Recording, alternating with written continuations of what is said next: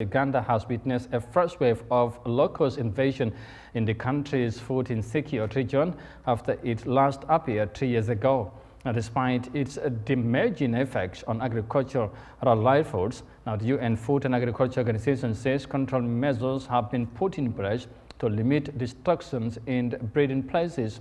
Now, experts from the country's locust control organization warn that the prevailing climate conditions are ideal for breeding. Now, let's have more details of that in this report.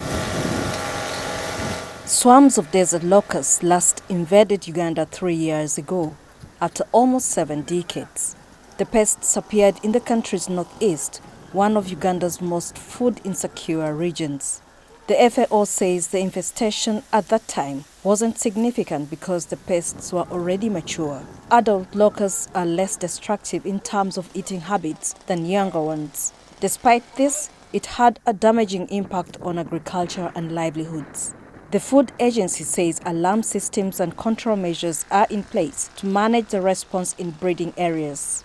Our effort is to deal it at the breeding ground, to ensure that they can be dealt with before they develop into big swarms and being able to travel for miles and miles.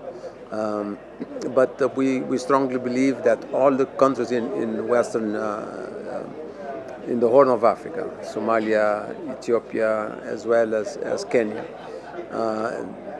now better than before, they're prepared to deal with desert locusts. Locusts lay their eggs in sandy areas, preferably in the desert, before they develop into pests. In the coming months, winds from the desert will be blowing westwards towards the Horn of Africa, carrying locusts if uncontrolled. Experts from the Desert Locust Control Organization warn the current heavy rains are ideal for breeding. The ecological conditions and climatic conditions are almost similar to what we're seeing developing in 2018 and 19, which led to the very huge emergence and invasion of desert locusts then, which came as far as Uganda in February 2020. In 2020, the Ugandan army joined the fight against the invasion using aerial and ground sprays. However, Uganda says it's now developed capacity to respond to the pests and is better equipped to get rid of them.